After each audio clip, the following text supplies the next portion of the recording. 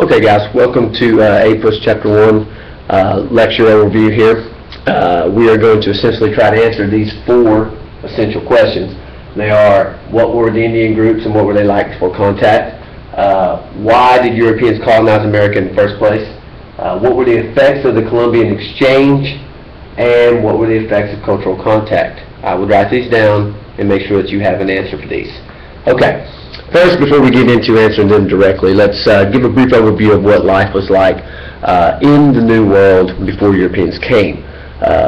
Contrary to popular opinion, Europeans did not bring systems of government and culture to the Indians that did not exist before. They already had advanced systems of government. They had economic systems in place. You had trade all the way from modern-day California all the way down to the very tip of Mexico. There were already complex systems in place. And also there were several migrations to the New World from the Old World. The most common, of course, is the land bridge. But after the land bridge, there were two subsequent migrations. There are genetic linkages between Asians and Native Americans.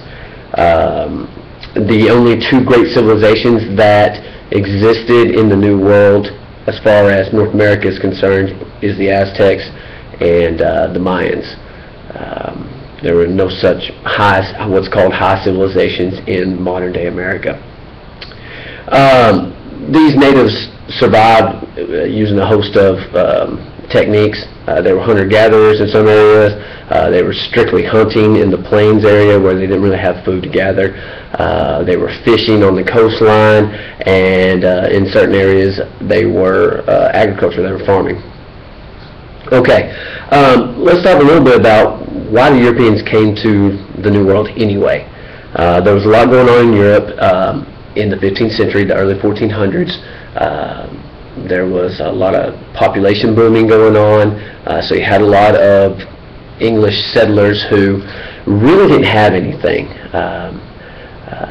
Europe, especially England, was incredibly male-dominated. It was patriarchal, and a lot of times they would do something called primogeniture.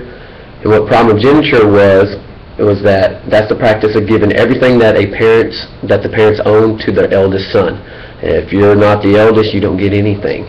And so a lot of these younger children would end up roaming around Europe poor and homeless after they got old enough to leave the farm.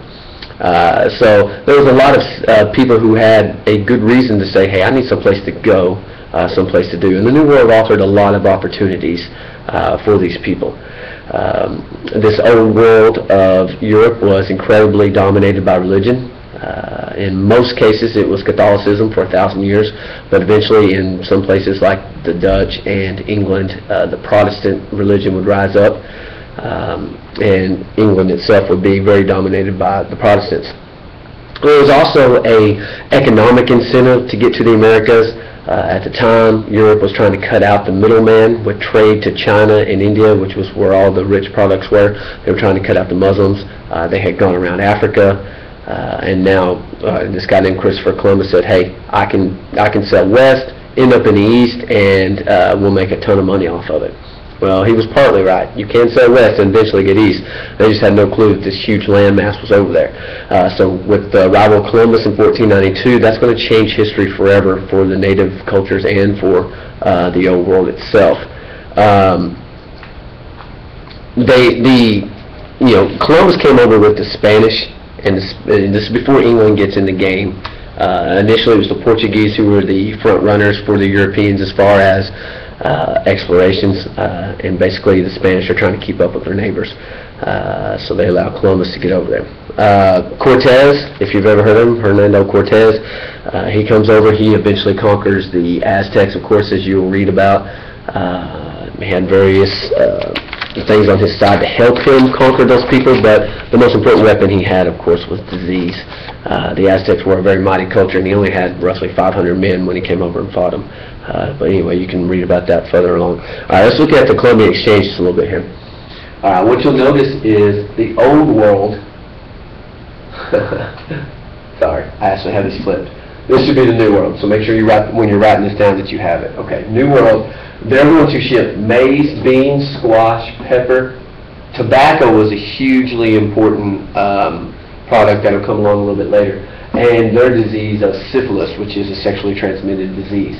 Those are things that came from the New World to the Old World.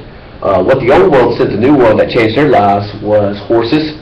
Native Americans, you kind of think of that classic Indian that's on horseback, you know, doing his Indian yell. Horses did not even exist until the Spanish brought them over. Pigs changed life incredibly because the pigs came over and destroyed a lot of natural, a lot of the crops and stuff that were in the New World. The Old World sent sugar, wheat, rice, and of course their most deadliest of diseases, smallpox, which will eventually eradicate some 90% of native populations throughout the Americas, both North and South America.